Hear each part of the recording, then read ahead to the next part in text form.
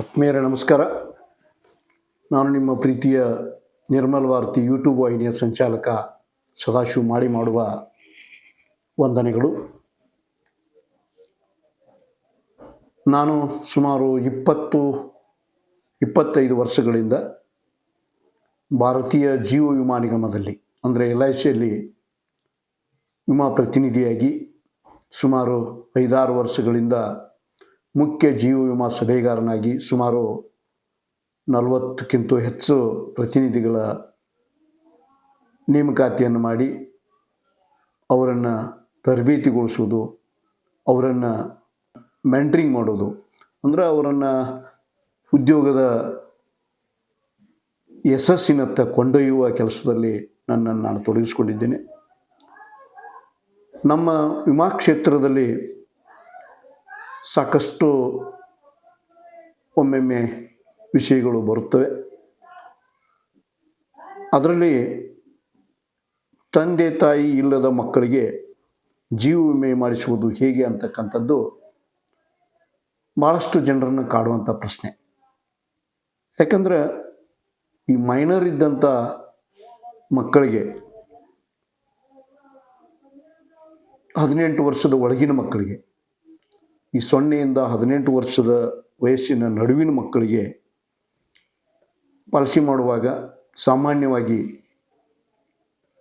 ಆ ಮಕ್ಕಳ ತಂದೆ ಅಥವಾ ತಾಯಿ ಪ್ರಪೋಸರ್ ಅಂದರೆ ಆ ಪಾಲಿಸಿಗೆ ಸೂಚಕರು ಅಥವಾ ಆ ಮಗುವಿನ ವಿಮೆಯ ಕಂತನ್ನು ಕಟ್ತಕ್ಕಂಥ ಜವಾಬ್ದಾರಿ ವ್ಯಕ್ತಿಯಾಗಿರ್ತಾರೆ.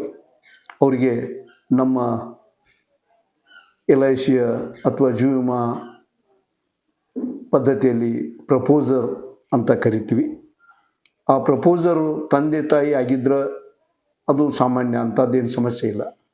ಒಂದು ವೇಳೆ ತಂದೆ ತಾಯಿ ಇಬ್ಬರೂ ಇಲ್ಲದ ಸಂದರ್ಭದಲ್ಲಿ, ಅಂದರೆ ತೀರಿ ಹೋಗಿರುವಂಥ ಸಂದರ್ಭದೊಳಗೆ ಆ ಪ್ರಪೋಸರ್ ಯಾರು ಆಗಿರಬೇಕು ಅಂತಕ್ಕಂಥದ್ದು ಒಂದು ಸಾಕಷ್ಟು ಪ್ರತಿನಿಧಿಗಳಿಗೆ ಮತ್ತು ಪಾಲಿಸಿ ಮಾಡಿಸುವಂಥ ಗ್ರಾಹಕರಿಗೂ ಕೂಡ ಕಾಡ್ತೈತಿ.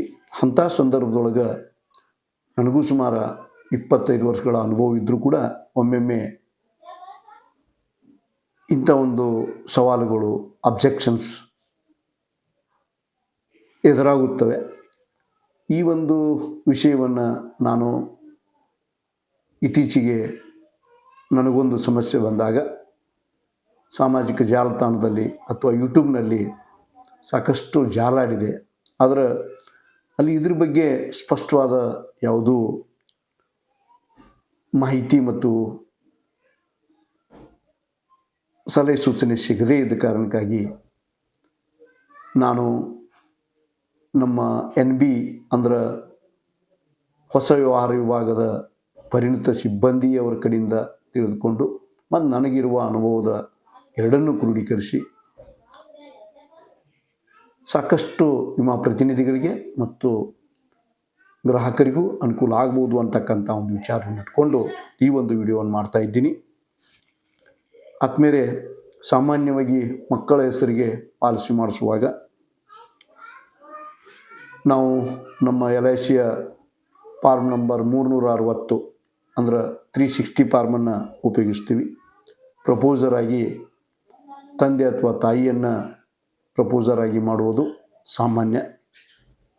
ಒಂದು ವೇಳೆ ತಂದೆ ತಾಯಿ ಇಲ್ಲದ ಸಂದರ್ಭದೊಳಗೆ ಹೆಂಗೆ ಅಂತಕ್ಕಂಥ ಸಮಸ್ಯೆ, ಸವಾಲು, ಆ ಸಂದರ್ಭದೊಳಗೆ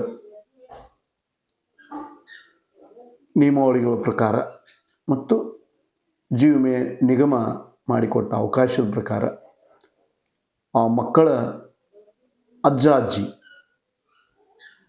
ತಂದೆ ಅಥವಾ ತಾಯಿಯ ಪೋಷಕರು, ಅಜ್ಜ ಅಜ್ಜಿ ಅಥವಾ ತಂದೆ ಕಡೆಯವರಾಗಿರ್ಬೋದು ಅಥವಾ ತಾಯಿ ಕಡೆಯವರಾಗಿರ್ಬೋದು, ಅಜ್ಜ ಅಜ್ಜಿ ಅಥವಾ ಅಜ್ಜ ಅಜ್ಜಿಯೂ ಇಲ್ಲ ತಂದೆ ತಾಯಿಯೂ ಇಲ್ಲ ಅನ್ನುವಂಥ ಸಂದರ್ಭದೊಳಗೆ ಆ ಮಗುವಿನ ಯಾವ ವಿಮೆ ಮಾಡಿಸ್ಬೇಕಂದಿರ್ತೀವಿ ಆ ಮಗುವಿನ ಚಿಕ್ಕಪ್ಪ ದೊಡ್ಡಪ್ಪ ಅವರು ಕೂಡ ಪ್ರಪೋಸರ್ ಆಗಿ ಆ ಮಕ್ಕಳಿಗೆ ವಿಮಾ ರಕ್ಷಣೆಯನ್ನು, ಜೀವ ವಿಮೆ ಪಾಲಿಸಿಯನ್ನು ಮಾಡಿಸ್ಬೋದು ಅಂತಕ್ಕಂಥದ್ದು ನನಗೆ ತಿಳಿದು ಬಂದ ವಿಷಯ.